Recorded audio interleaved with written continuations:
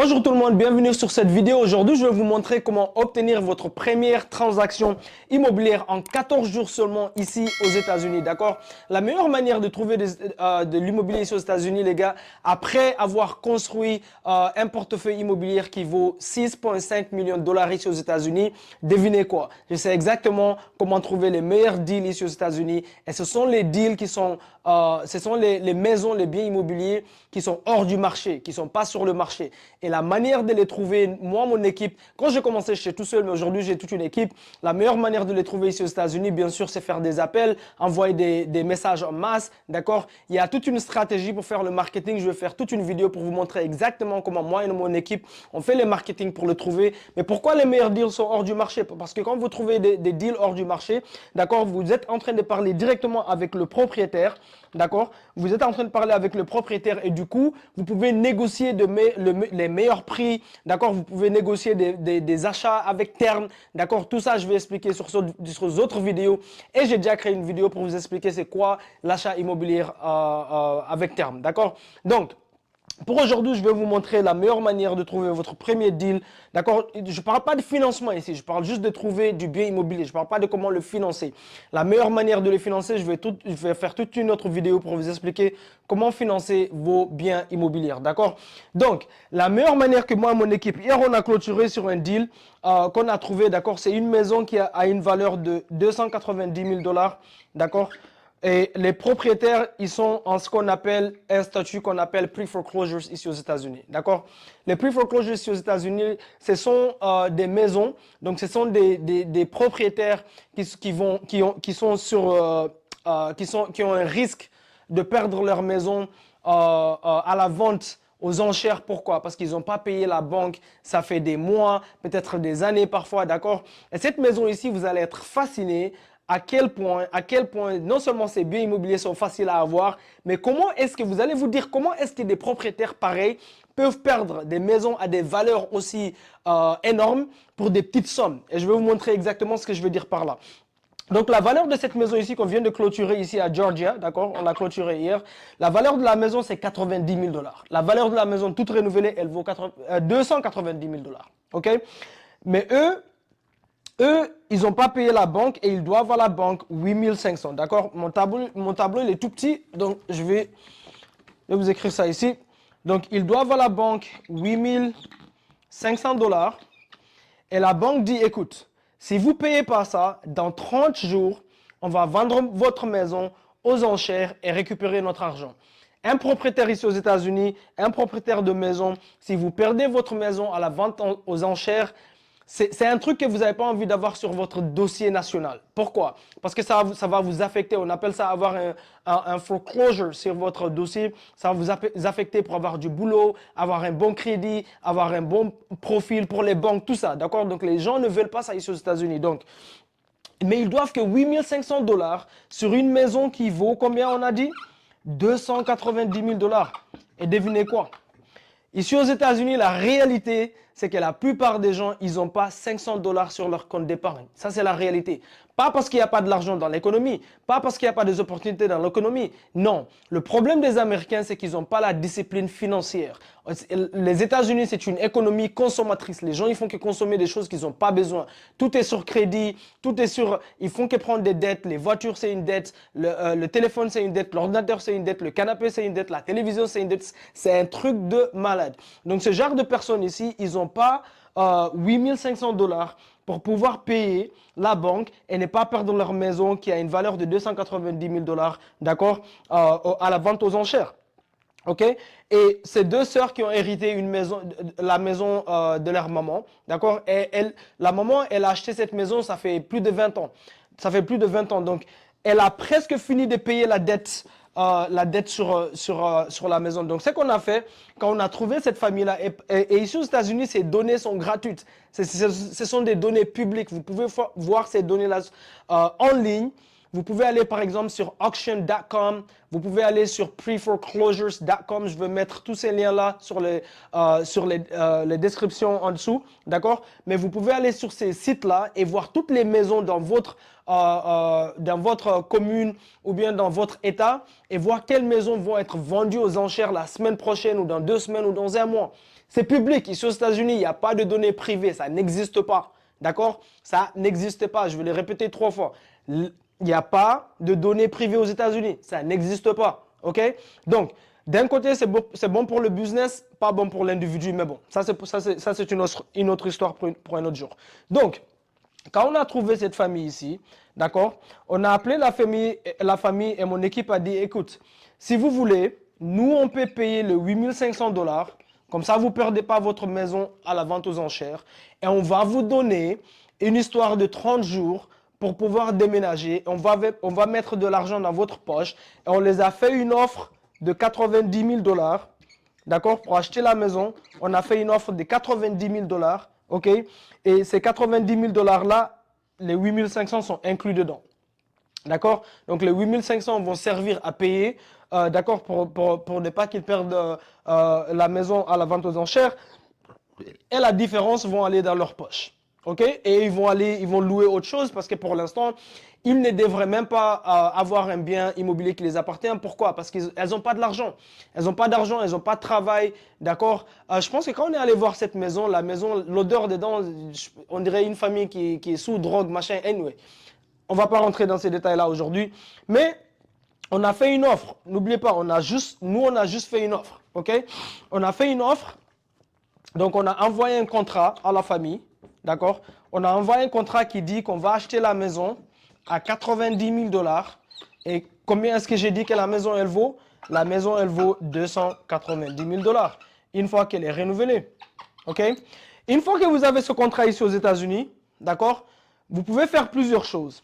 Un, vous pouvez prendre ce contrat, c'est ce que nous on a fait. Vous pouvez prendre ce contrat ici aux États-Unis et vous pouvez vendre vos droits sur ce contrat. Vous pouvez vendre votre droit sur ce contrat. D'accord? Et vous pouvez vendre ça très très cher si vous mettez la maison sur contrat à un prix très très réduit comme on a fait ici. D'accord? Donc, comment est-ce que ça marche? Cette stratégie-là, ça s'appelle wholesaling.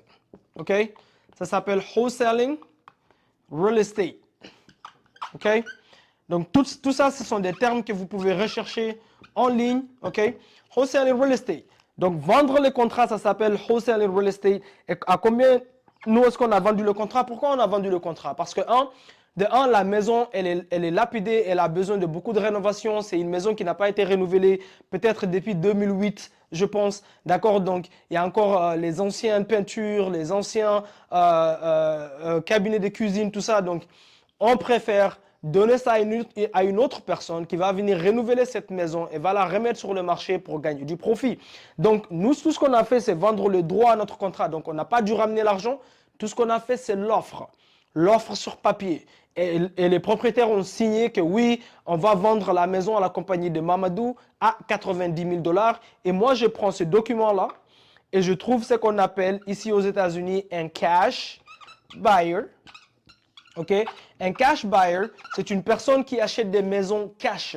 C'est une personne qui va acheter ces maisons-là pour les renouveler, soit les faire louer, ou bien les renouveler pour les vendre sur le marché.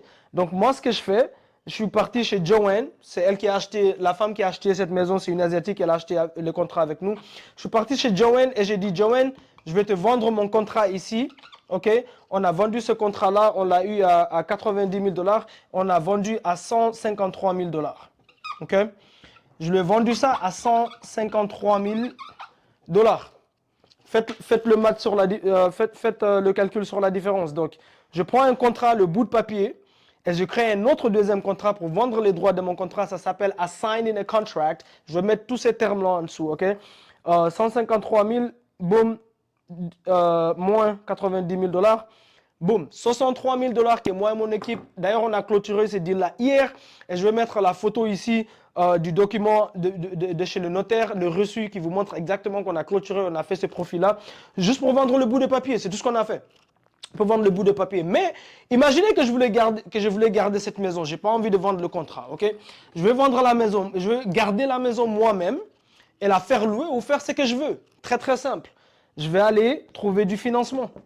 D'accord? Si je n'ai pas mon propre argent, je peux aller trouver du financement. Soit, je peux aller à la banque. D'accord? 2, Je peux aller chez des amis, on appelle ça private money. Donc, je peux aller chez plusieurs personnes. Ma tante, mon oncle, mes cousins, tout ça, d'accord? Plusieurs personnes me donnent de l'argent pour acheter, on appelle ça private money, d'accord? Donc, des prêteurs privés, ok? Et vous faites un partenariat avec ces personnes qui ramènent la somme. Donc, vous trouvez le deal. C'est comme ça que les gens, ils achètent ici aux États-Unis des maisons. Vous trouvez le deal et les personnes ici, ils ramènent l'argent. D'accord? On appelle ça private lenders, des prêteurs privés. D'accord? Et en général, ça, ce sont des relations privées aussi. D'accord? C'est soit vous faites ça, ou bien vous faites ce qu'on appelle en vérité ou non. Parce que l'achat avec terme, vous ne devez pas ramener beaucoup d'argent comme ça, mais ici, on va garder ça simple. Donc, vous devez soit aller à la banque ou bien trouver des prêteurs privés si vous voulez garder ça vous-même, ou bien sûr, troisièmement, utiliser votre propre argent. D'accord? Votre propre argent. Donc, si vous êtes une personne qui est riche et vous avez 300 000 $ dans votre compte bancaire, vous pouvez prendre les 90 000 $, donner à la famille, clôturer tout ça, renouveler la maison, la garder en tant que bien locatif, ou bien faire quoi? Remettre sur le marché et vendre pour un profit. Boum. Ça, c'est la meilleure des manières. Les meilleurs deals à aller trouver, ce sont les deals qui sont sur pre-foreclosures. Recherchez ça, recherchez ça. Ça, c'est notre liste préférée à appeler ici aux États-Unis. Hors du marché, on parle avec les propriétaires directement, on résout leurs problèmes. D'accord, on les aide à éviter la vente aux enchères. Et puis nous, on trouve des très très bons deals comme ça. D'accord, ça c'est un. Deuxièmement, disons que vous ne voulez pas vous casser la tête avec tout ça. Disons que vous ne voulez pas vous casser la tête avec tout ça. Là, il y a ce qu'on appelle ici, ou bien peut-être que vous êtes une personne qui ne parle même pas anglais. Vous ne parlez pas anglais, vous ne pouvez pas vous permettre de trouver les propriétaires et parler avec eux, blablabla. La meilleure des manières, c'est être ce qu'on appelle un bird dog ici aux États-Unis. On vient de payer une personne 7 000 $ juste pour faire ça. C'est quoi un bird dog? Un bird dog, c'est une personne, juste pour nous envoyer une adresse, c'est une personne qui trouve une maison lapidée.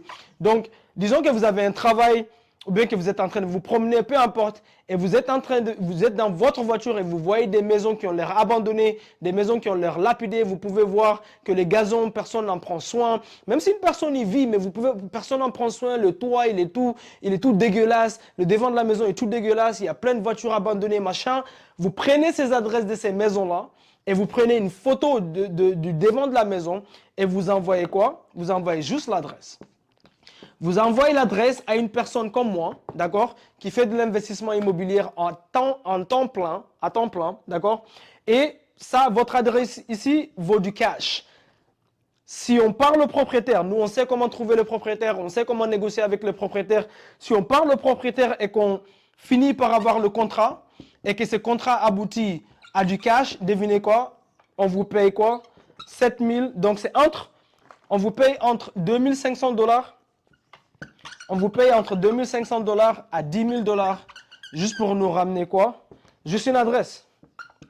Juste une adresse, d'accord, qui vous dérange en rien du tout dans votre journée. Pourquoi? Parce que peut-être que vous êtes en train d'aller au boulot et vous avez vu une maison. Peut-être que vous êtes en train de vous promener avec votre chien, vous voyez une maison. Peut-être que vous êtes juste en train de marcher dans votre quartier, vous voyez une maison. Et bien sûr, il y a des États, il y a des États qui ne nous intéressent pas du tout. Il faut nous envoyer que des maisons ou envoyer même à d'autres personnes. Ça ne doit pas être nécessairement moi. Si vous connaissez un autre investisseur dans votre lieu local où vous vivez, d'accord, mais assurez-vous que c'est une personne qui est comment on appelle ça, qui est crédible et qui fait de l'immobilier ici aux États-Unis. C'est une stratégie qu'on appelle Bird Dog ici aux États-Unis aussi. Donc, c'est vous qui êtes les yeux de la personne là où vous êtes. Vous regardez, vous trouvez des maisons et vous envoyez juste les adresses et vous pouvez être payé juste pour les adresses. Ça, c'est une autre meilleure manière de faire ça. Même si vous faites Uber, Lyft, tout ça, si vous pouvez faire ça tous les jours, vous envoyez à une personne 30 adresses, 40 adresses, devinez quoi? En 14 jours, je vous promets que c'est très très possible que la personne trouve une maison qui va aboutir à un contrat et ce contrat va aboutir à du cash et vous allez le payer. Et c'est comme ça que hier, une personne a été payée 7 000 $ avec notre compagnie. D'accord? Hey, laissez un commentaire en dessous. Dites-moi si vous avez plus de questions et je vais répondre à vos questions avec une vidéo. D'accord? Aimez la vidéo, partagez. Si vous connaissez d'autres personnes qui peuvent en profiter, partagez la chaîne. OK? Et je vous vois à la prochaine vidéo. Boum, boum, boum.